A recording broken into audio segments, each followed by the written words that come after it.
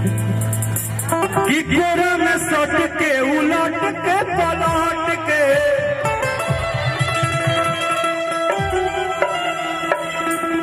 एक सेकंड धन्यवाद आप लोग ये से हम करते नहीं जे भी ये गाना के आज हिट करता सुपर हिट करता डुपर हिट करता वो पूरा भोजपुरी श्रोता समाज के हम आज मंच के द्वारा पैर छू के प्रणाम करते नहीं। आज आपने एक बात तो साबित कर दिया कि जो लोग बोलते थे कि भोजपुरी में खाली हइया होगे चलेगा, आपने एक बहुत सिंगार रस के गाना को इतना सुपर हिट बनाया है कि आपने बताया है कि अगर गायक अच्छा गाना दे तो हम अच्छा भी सुनना पसंद करते हैं और इसके लिए आप सबको धन्यवाद दिल से। ये भाव हो ये कोनो गलत नहीं, सिंगार है ये सिंगार के बात रहे कि घेरा में सट के उलट के पलट के दिल तू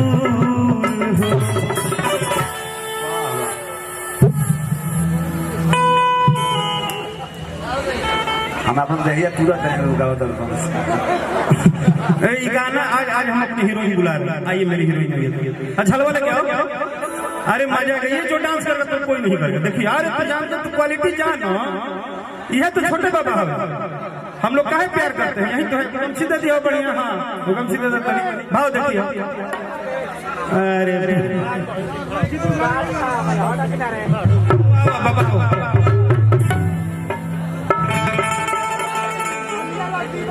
कि कोरा में सट के उलट के पलट के दिल बड़ा दहिया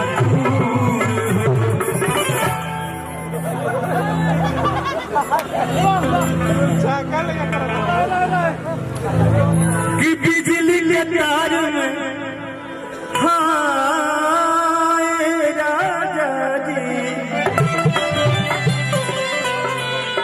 बिजली के तार में भतार छुड़ैलो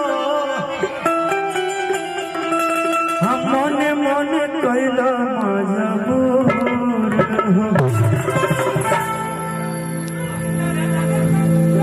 कि ऐसे जान सकती कि कोरा होती कि टूटेला बदन पोरे राजा तनी जाने न बहरिया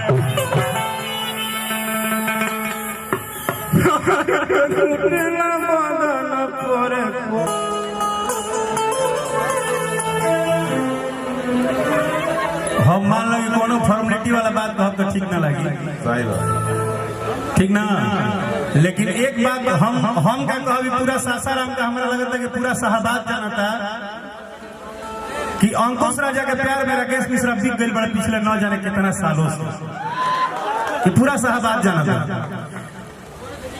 ट्रेंडिंग स्टार ब्रांडिंग स्टार जर्नेंडिंग स्टार कथुरे स्टार आई है केहू आई जाए सब हो सकला अपन अपन बात कही, लेकिन हम जब भी आइला तो हमरा यह लगेला कि ना कोनो स्टार आई। तो पिछला बार भी जब हम बबिया के शादी में आई रही, जब बबिया के शादी रहे वही हम आई रही ना बबी की शादी में, हाँ मतलब बहन के शादी में आए थे हम। तो जब आए थे पिछले बार तो ओहो घड़ी हमरा यह लगल कि हम क्या कोनो गायक अभिनेता कुछ बन के नाइला। अंकुश और राजा इन दो ऐसे नाम हैं जिन्होंने अपने प्यार में राकेश मिश्रा को कैद कर लिया है और न जाने आजीवन जब तक सांस रहेगा हम यहाँ के लोगों के लिए कैद हो गए। और ये आपका प्यार है बाबा, ये गार्जियन जो लखन बाबा है उनका प्यार है, आपका प्यार है। आप विशेष हमारा जानते बड़ा कुछ बुझाए ना आगे बहुत बुझाना था महाराज।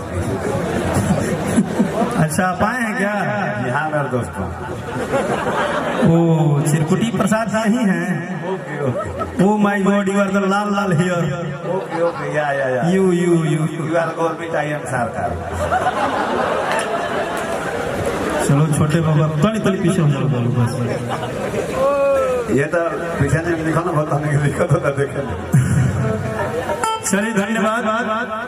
सबसे पहले यह धरती आकाश सृष्टि के मालिक भगवान पूरब पश्चिम दक्षिण उत्तर जितना भी दिशा होला 10 दिशा से हर जगह से यह दुआ मांगता नहीं कि जौन आज लड़का के तिलक पड़ल बा जोनी घर में खुशहाली आ रहा बा, जो बहू आई हैं वे घर के प्रतिष्ठा आई हैं, और ये दोनों वर और वधू के ये पूरा सृष्टि के जितना भी जगह सुन रहा हुई, अगर हमने की आवाज सबके तरफ से दुआ आशीर्वाद मिले, और एक घर में एक नया खुशहाली आवे, घर में लक्ष्मी आवे, और हमारा घर की लक्ष्मी आवत है। चलते आज हम क्या कहे बहुत खुश बनी है। धन्यवाद। जब भी ऊपर माई बहन चाची बैठे बड़ी सबके प्रणाम बा, भाई आप सबके भी प्रणाम, सबके प्रणाम। एगो छोटी मोटी ताली बजा के आशीर्वाद भाई हमारा के तरफ से बहुत बहुत धन्यवाद। अच्छा के तो कहत रहे कि राजा जाई ना बहरी है, लेकिन ओकरा बादो परसों एगो आइला तब तारा नहीं क्या अभी दिया। हे राजा तू तो जवान हम लइका, ई वर्ल्ड वाइड कंपनी से परसों गाना रिलीज भइल बा कि बेरी बेरी छुअत रहइका।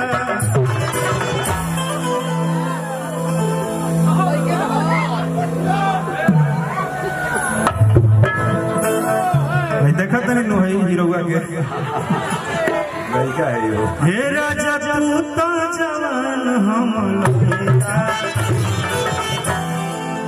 लइका बड़ा लड़का ना कि लइका बड़ा